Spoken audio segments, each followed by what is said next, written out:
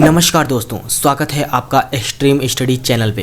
तो दोस्तों, हम इस क्लास में हिंदी व्याकरण के संज्ञा के बारे में बात करने वाले हैं और ये सभी प्रतियोगी परीक्षाओं के लिए बहुत ही महत्वपूर्ण है, इसलिए आपको अच्छे से इसको समझना होगा। और मैंने इस वीडियो में बहुत ही आसान भाषा में संज्ञा को समझाया है और क्लास के बाद हम लोग कुछ इसके महत्वपूर्ण क्वेश्चंस जो कि प्रतियोगी परीक्षाओं में पूछे गए हैं वो भी करेंगे। तो चलिए वीडियो को शुरू करते हैं। तो बात करते हैं संज्ञा आखिर है क्या। देखिए, संज्ञा का शाब्दिक अर्थ होता है नाम। यदि किसी व्यक्ति, गुण, प्राणी व जाति या स्थान, वस्तु, क्रिया और भाव आदि के नाम को क्या कहते हैं हम लोग, तो हम लोग संज्ञा कहते हैं। यानी कि शब्दों का वो समूह जिन्हें हम किसी व्यक्ति, स्थान, वस्तु, विचार, गुण या फिर भाव को बताने के लिए इस्तेमाल करते हैं, उसे हम क्या कहेंगे, तो उसे हम संज्ञा कहेंगे। अगर दूसरे शब्दों में बात करें तो संज्ञा एक ऐसा शब्द है जो किसी चीज की पहचान कराता है। अगर दूसरे शब्दों में कहें कि संज्ञा क्या है, तो संज्ञा एक ऐसा शब्द है जो किसी चीज की पहचान कराता है। जैसे राम, दिल्ली, आम, मिठास, गाय इत्यादि। इसी के माध्यम से हम लोग किसी चीज़ को पहचानते हैं। अब आगे बढ़ेंगे। अब हम बात करेंगे संज्ञा के भेद। तो संज्ञा के कितने भेद होते हैं, तो बता दो कि संज्ञा के 5 भेद होते हैं। कौन कौन सा? व्यक्तिवाचक, जातिवाचक, भाववाचक, समूहवाचक और द्रव्यवाचक। अब सबसे पहले बात करेंगे हम लोग व्यक्तिवाचक संज्ञा। तो व्यक्तिवाचक संज्ञा क्या है? तो जिस शब्द से किसी एक विशेष व्यक्ति, वस्तु या स्थान आदि का बोध हो उसे हम लोग क्या कहेंगे, तो उसे हम लोग व्यक्तिवाचक संज्ञा कहेंगे। यानी कि अगर दूसरे भाषा में कहें तो जिस संज्ञा शब्द से किसी विशेष स्थान, वस्तु या व्यक्ति के नाम का पता चले वहाँ पर व्यक्तिवाचक संज्ञा होता है। ठीक है। अगर मैं इसे अपने भाषा में बोलूँ तो क्या है कि जिसके जैसा कोई नहीं। यानी कि कोई भी आपको एक नाम दे दिया जाता है, जैसे कि मैंने नाम लिखा यहाँ पे, हिमालय। हिमालय किसी ने आपको शब्द दे दिया कि ये कौन सा संज्ञा है, तो देखिए जिसके जैसा कोई नहीं है ना। यानी हिमालय पर्वत बोलेगा तो पर्वत तो बहुत सारे हैं, उनके जैसे बहुत सारे हैं। लेकिन अगर आपको किसी ने बोल दिया कि हिमालय, तो हिमालय क्या है, तो इसके जैसा कोई नहीं है, हिमालय सिर्फ एक ही है। ठीक है। तो क्या हो जाएगा, तो वो व्यक्तिवाचक संज्ञा हो जाएगा। क्लियर है। उदाहरण मैंने बताया, जैसे भारत, गोवा, दिल्ली, है ना, महात्मा गांधी, कल्पना चावला, महेंद्र सिंह धोनी, रामायण, गीता, रामचरितमानस। यानी कि इनके जैसा कोई नहीं है, ये केवल एक ही हैं, है ना, एक विशेष है। भारत क्या है, तो एक देश है। अगर यही बोलता कि देश, तो देश क्या हो जाता, देश जो है जातिवाचक हो जाता। देश जो है उसके जैसा बहुत सारे देश हैं, तो वो जो है व्यक्तिवाचक संज्ञा नहीं होता। लेकिन भारत क्या है, भारत सिर्फ केवल एक है। ठीक है। तो इसके जैसे कोई नहीं, यानी कि ये व्यक्तिवाचक संज्ञा हो जाएगा। अब आगे बढ़ेंगे। अब बात करेंगे जातिवाचक संज्ञा के बारे में। जिस शब्द से एक ही जाति के अनेक प्राणियों, वस्तुओं का बोध हो उसे हम लोग जातिवाचक संज्ञा कहेंगे। अगर हम इसे दूसरी भाषा में कहें तो जिस शब्द से किसी जाति का संपूर्ण बोध होता हो, यह उसकी पूरी श्रेणी और पूर्ण वर्ग का ज्ञान होता हो, उसको हम क्या कहेंगे, तो उसको हम लोग जातिवाचक संज्ञा कहेंगे। ठीक है। लेकिन इसे और भी एक आसान भाषा में आप समझना है, आप बिल्कुल इसी तरीके से समझ जाओगे। क्या है वो, तो वो है जिसके जैसा कोई नहीं। ठीक है। क्या बोला मैंने, कि जिसके जैसा कोई नहीं। उदाहरण कौन कौन से हैं? उदाहरण है मोटरसाइकिल, कार, टीवी, पहाड़, तालाब, गांव, लड़का, लड़की, घोड़ा, शेर। ठीक है। तो ये क्या है, तो ये जातिवाचक संज्ञा है, क्योंकि इनके जैसे बहुत हैं। मोटरसाइकिल, कार, है ना। लेकिन कार क्या है, तो कार तो बहुत सारे कार हैं। जैसे BMW, तो क्या है, BMW क्या है, तो वो जो है व्यक्तिवाचक संज्ञा है। BMW नाम जो है वो व्यक्तिवाचक है, क्योंकि उसके जैसे कोई नहीं है। लेकिन कार क्या है, तो कार जो है इसके जैसे बहुत कार हैं, इसलिए क्या हो जाएगा, तो ये जातिवाचक हो जाएगा। अब हम बात करेंगे भाववाचक संज्ञा। भाववाचक संज्ञा क्या है? जिस संज्ञा शब्द से किसी के गुण, दोष, दशा, स्वभाव, भाव आदि का बोध हो उसे हम भाववाचक संज्ञा कहेंगे। यानी कि जिस शब्द से किसी वस्तु, पदार्थ या प्राणी की दशा, दोष, भाव आदि का पता चले उसे हम क्या कहेंगे, तो उसको हम लोग भाववाचक संज्ञा कहेंगे। उदाहरण कौन कौन से हैं इसके? तो गर्मी, सर्दी, मिठास, खटास, हरियाली, मुख। ये आप बहुत ही आसान तरीके से पता लगा सकते हैं, जिसमें क्यों है, भाव उत्पन्न हो। क्लियर है। तो उसे हम क्या कहेंगे, भाववाचक संज्ञा। भाववाचक जो संज्ञा होती है वो कई प्रकार से बनाई जाती है। कितने प्रकार से बनाई जाती है, तो 4 प्रकार से बनाई जाती है। कौन कौन सा?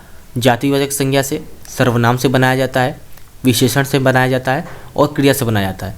तो इन सभी से भाववाचक संज्ञा बनाया जाता है। कैसे? चलिए आगे देखते हैं कैसे बनाया जाता है। सबसे पहले बात करेंगे जातिवाचक संज्ञा से भाववाचक संज्ञा बनाना। सबसे पहले बात करेंगे जातिवाचक संज्ञा से भाववाचक संज्ञा बनाना। ठीक है, जैसे कि मित्र है, तो मित्र का क्या हो जाएगा, मित्र क्या है, तो मित्र एक जातिवाचक है, क्योंकि इसके जैसे बहुत से है ना। मैंने पहले ही बताया कि जातिवाचक संज्ञा कौन से होते हैं, जो कि जिनके जैसे बहुत हो। तो मित्र क्या है, तो जातिवाचक है। जब इसके भाववाचक बनाएंगे तो मित्रता हो जाएगा, क्या हो जाएगा, पुरुषत्व। ठीक है, पशु का क्या हो जाएगा, पशुता हो जाएगा। पंडित का क्या हो जाएगा, पंडित्य हो जाएगा। धनुज का क्या हो जाएगा, धनुजता हो जाएगा। सेवा का क्या होगा, तो सेवा हो जाएगा। नारी का क्या हो जाएगा, तो नारित्व हो जाएगा। ठीक है, वहीं बात भाई का क्या हो जाएगा, तो भाईचारा हो जाएगा। ठीक है, तो ये क्या है, तो जातिवाचक संज्ञा से भाववाचक संज्ञा मैंने बनाना सिखाया। अब हम लोग बात करेंगे सर्वनाम से भाववाचक संज्ञा बनाना कैसे बनाया जाता है। देखिए पराया, ये क्या है, तो एक सर्वनाम है। ठीक है, हम लोग आगे पढ़ेंगे इसके बारे में, सर्वनाम के बारे में। हम लोग बस जानते हैं कि सर्वनाम से ये भाववाचक संज्ञा कैसे बनाते हैं। तो पराया से क्या हो जाएगा, तो परायापन हो जाएगा। सर्व से क्या बन जाएगा, तो सर्वस्व बन जाएगा। निज से क्या बन जाएगा, तो निजत्व बन जाएगा। ठीक है, आगे बढ़ते हैं। अब बात करेंगे विशेषण से संज्ञा कैसे बनाते हैं। ठीक है, विशेषण से भाववाचक संज्ञा कैसे बनाते हैं। मीठा क्या है, तो एक विशेषण है, विशेषण में हम लोग आगे पढ़ेंगे। ठीक है, तो मीठा से क्या बनेगा, तो मिठास हो जाएगा। मधुर से मधुरता हो जाएगा। चौड़ा से चौड़ाई हो जाएगा। गंभीर से क्या बन जाएगा, तो गंभीरता बन जाएगा। मूर्ख से क्या बनेगा, तो मूर्खता बन जाएगा। पागल से क्या बनेगा, तो पागलपन। भला से क्या बन जाएगा, तो भला से भलाई बन जाएगा। लाल से क्या बनेगा, तो लाली बन जाएगा। ठीक है, तो ये विशेषण से भाववाचक संज्ञा इस तरीके से बनाया जाता है।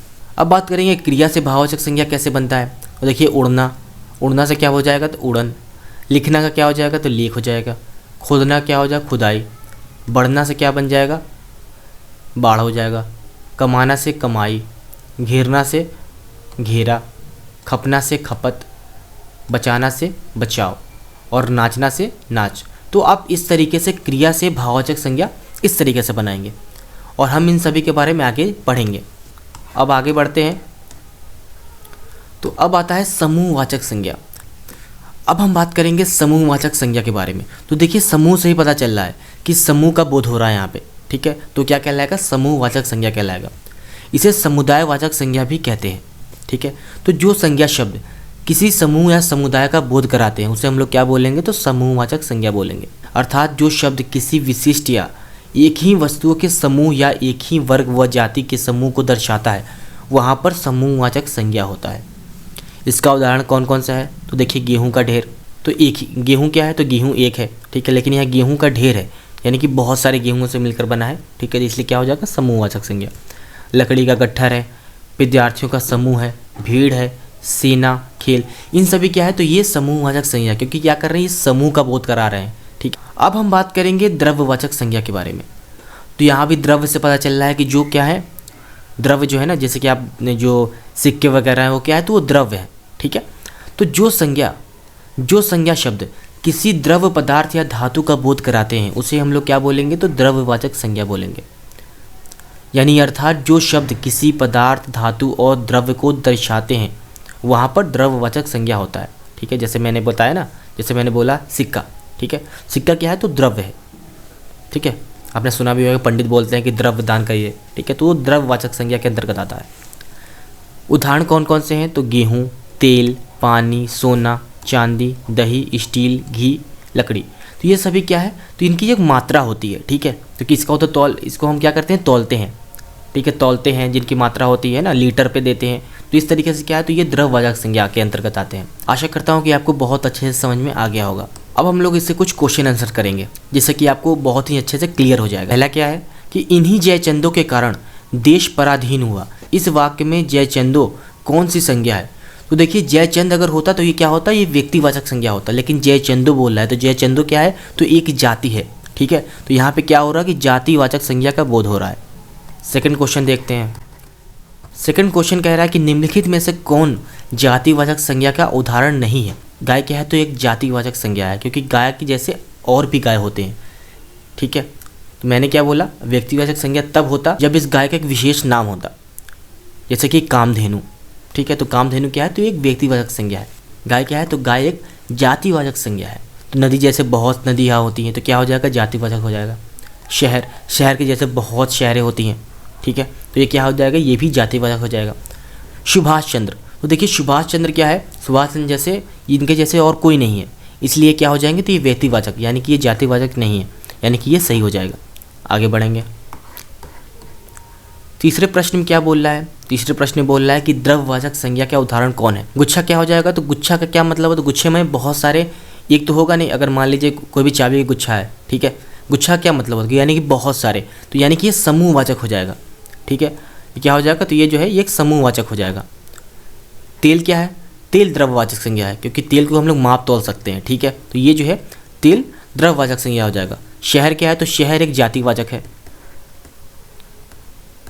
क्या है, तो जातिवाचक है, क्योंकि जाति का बोध करा रहा है, बहुत सारे शहर हो जाते हैं। कक्षा क्या है, तो कक्षा भी जो है जातिवाचक संज्ञा है, ठीक है, तो सही आंसर हो जाएगा तेल। आगे बढ़ेंगे।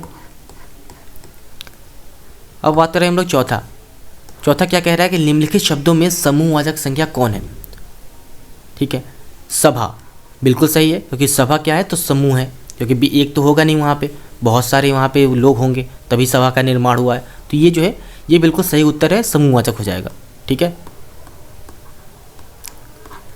अब बात करते हैं मानवता। मानवता क्या है, तो इसमें भाव उत्पन्न हो रहा है, यानी क्या हो जाएगा, ये भाववाचक संज्ञा हो जाएगा। आदमी क्या है, यानी कि बहुत आदमी होंगे, यानी कि जातिवाचक संज्ञा हो जाएगा। तो चावल क्या है, तो ये जो है द्रव्य है, ठीक है। पांचवा क्या कह रहा है कि जिस संज्ञा से एक ही वस्तु का बोध होता हो उसे हम लोग क्या बोलेंगे। अगर एक ही वस्तु का बोध होगा तो उसको क्या बोलेंगे, तो उसको हम व्यक्तिवाचक बोलेंगे। छठा प्रश्न बोलता है कि भाववाचक संज्ञा का उदाहरण नहीं है, ठीक है, इनमें से कौन है जो भाववाचक संज्ञा का उदाहरण नहीं है। ताजमहल, तो बिल्कुल सही है, ताजमहल क्या है, तो ये जो है व्यक्तिवाचक है। क्यों व्यक्तिवाचक है, क्योंकि ताजमहल सिर्फ एक है, क्या है, तो ताजमहल सिर्फ एक है, इसके जैसे कोई नहीं है, ठीक है। सुंदरता बिल्कुल सही है, ये भाववाचक है। शत्रुता क्या है, तो ये बिल्कुल सही है, भाववाचक है ये भी। अच्छाई क्या है, तो ये भी एक भाववाचक है, लेकिन ताजमहल एक व्यक्तिवाचक है, इसलिए सही उदाहरण ये हो जाएगा, यानी कि सही आंसर ये हो जाएगा। सातवां प्रश्न क्या बोलता है, सातवां प्रश्न कहता है कि जातिवाचक संज्ञा नहीं है।